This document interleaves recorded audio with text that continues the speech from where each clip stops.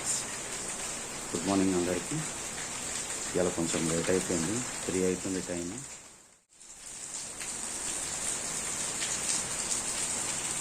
వర్షం పడుతుంది, ఫుల్ వర్షం పడుతుంది, స్టార్ట్ అయింది. నేనైతే బయలుదేరుతా. కొద్దిగా ఎక్కువ తీయకున్నా కూడా మీకోసం కొంచెం ట్రై చేస్తా. మా మేనేజర్ రూట్ అసైన్ చేస్తాను. నేను కూడా 2 గంటలకు వస్తారు, వెయిట్ చేస్తాను. చూడండి, కాకపోతే ఇంతవరకు ఫుల్ వర్షం ఉంది. బండ్లన్నీ ఆగిపోయినాయి, ఇంకా లోడ్ వేసుకోలేదు. లోడ్ వేసుకున్న తర్వాత మీకోసం మళ్ళీ లాగ్లో అయిపోయింది. ఇలా లోడ్ అయిపోయింది. ఇలా మనకి బియ్యం బ్యాగులు సోపాయిల్లో ఎక్కువ ఉన్నాయి, ఇవి తక్కువ ఉన్నాయి. హాట్ రోడ్ తక్కువ ఉన్నాయి, కజీ రోడ్ అవి తక్కువ ఉన్నాయి కదా, కాబట్టి లోడ్ ఎక్కువ ఉన్నది. చూద్దాం పదండి ఇప్పుడు ఎక్కడెక్కడ పడ్డామని. నెక్స్ట్ ఫస్ట్ డ్రాప్ పాయింట్కి అయితే వెళ్దాం. లోడ్ అయితే అయిపోయింది. టైం వచ్చేసి 3:58 అవుతుంది. మనము వర్షం అయితే ఇంకా తగ్గలేదు, వర్షం పడుతుంది బాగానే, తగ్గిపోయింది. ఇప్పుడే బయలుదేరుతున్నా. ఇలా మనకు వచ్చేసి 4 అవుట్లెట్లు. ఇంకా సెక్యూరిటీ వాడి పని అయిపోయింది, వాడు పండుకున్నాడు. ఇలా మనకి 4 అవుట్లెట్లు. దీన్ని మాన్యువల్ అంటారు, ఎస్ఎం అంటారు దీన్ని. ఫస్ట్ ఆర్డర్ వచ్చేసి 20 కిలోమీటర్లు ఉన్నది. 20 కిలోమీటర్లు ఇప్పుడు మనం వెళ్ళాలి. మెల్లగా బయలుదేరదాం. ఇంకా వర్షం మళ్ళీ ఎక్కువైపోయింది అనుకో, వెనక సామాన్లు కింద తడిచిపోతాయి. సామాన్లు మొత్తం తడిచిపోతాయి అన్నట్టు. పిండి బ్యాగులు అవి ఇవి ఉంటాయి కదా, అవన్నీ తడిచిపోతాయి.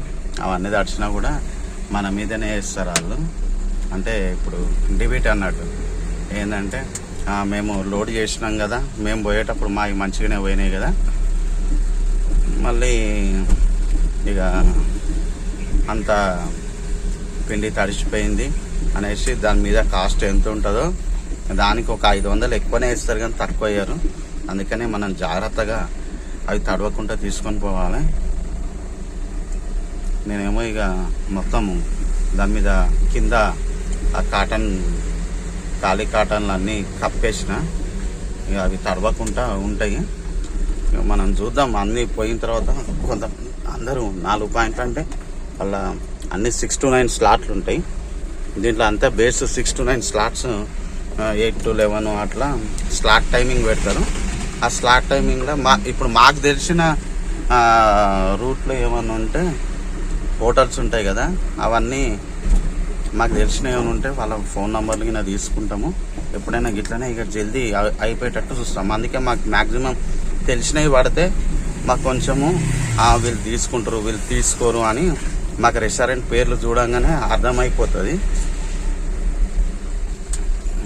ఇప్పుడు ఈ 4 గండి మైసమ్మ అటు సైడ్ పడ్డాయి చూస్తున్నాయి. ఫస్ట్ ఆర్డర్ కాడికి అయితే వచ్చేసినాము. మనము బకెట్ బిర్యానీ బై కిలో వచ్చినాము. రెస్టారెంట్ వచ్చేసి ఇది చందనగర్ లోపల ఉంటుంది. షటర్ క్లోజ్ ఉన్నది. ఇప్పుడే కస్టమర్కి ఫోన్ చేసిన, వస్తా అని చెప్పిండు, పంపిస్తా అని చెప్పారు. చూద్దాం. వచ్చిన తర్వాత వీళ్ళకి రైస్ బ్యాగులు ఉన్నాయి. కస్టమర్ అయితే వచ్చేసిండు. 10 రైస్ బ్యాగులు అయితే కిచెన్లో పెట్టేశాను. 10 బ్యాగులు అయిపోయినాయి. రెస్టారెంట్ చూడండి.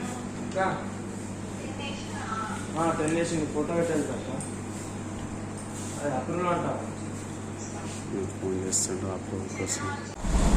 సెకండ్ ఆర్డర్కి వెళ్తున్నాము. మొత్తం ఇండస్ట్రియల్ ఏరియా అన్నట్టు, అంటే ఊరు అవతల పెట్టారు.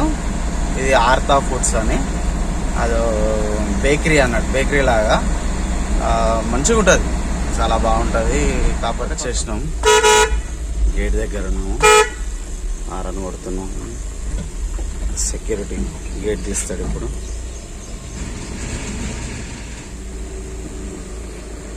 ఇక్కడ నెట్ ఏం పనిచేయదు, నెట్ వైఫై ఏది పనిచేయదు. ఇక్కడ ఫస్ట్ ఫ్లోర్లో ఉంటుంది కదా, మన సామాన్లన్నీ ఇక్కడనే దించేసేయాలి.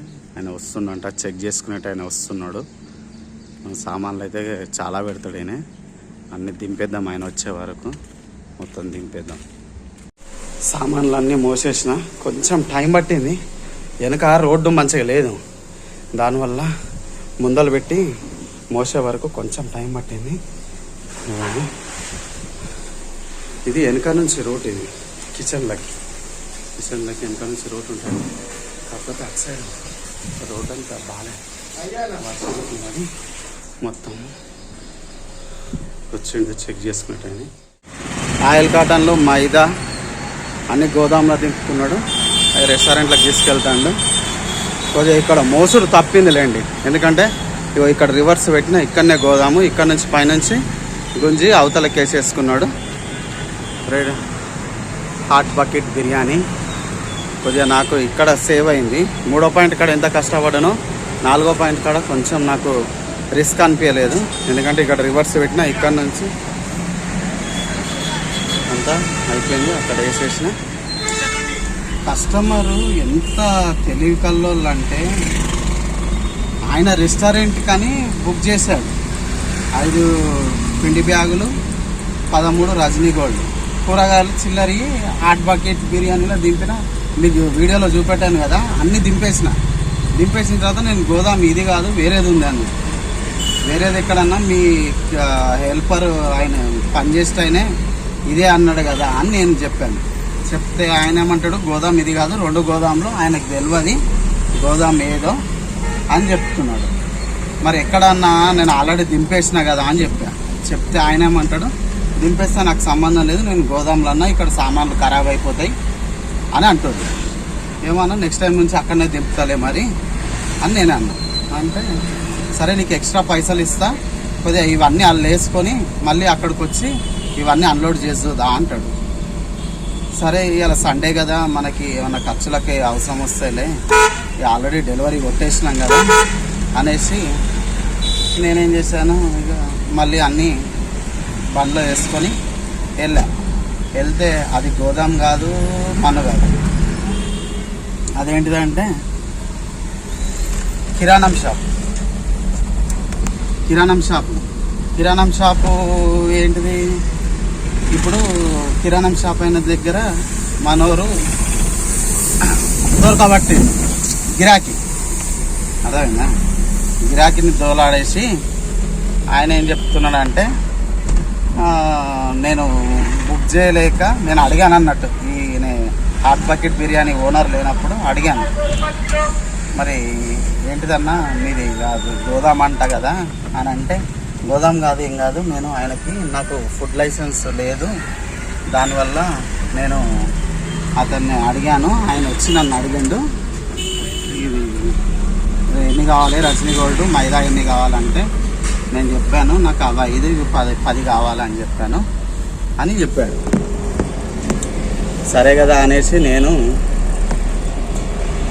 నేనేమో అన్నీ దింపిన తర్వాత అడిగిన అన్నట్టు, అడిగితే ఇలా చెప్పిన తర్వాత చూసిరా అన్నీ దింపిన తర్వాత నాకు అక్కడి నుంచేమో 400 ఇస్తానని చెప్పిండు.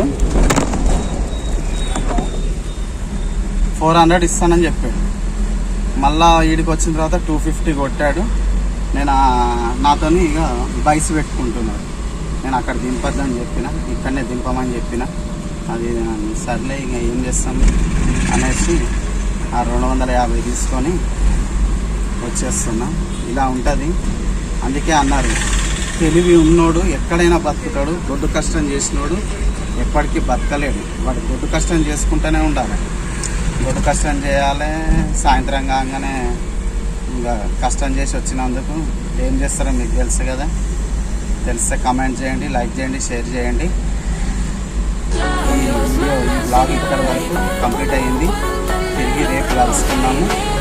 ఈ వీడియో కనుక నచ్చితే మీరు లైక్ చేయండి, షేర్ చేయండి, కమెంట్లలో చెప్పండి అది కష్టం చేసి వచ్చిన తర్వాత ఏం చేస్తారు అనేది.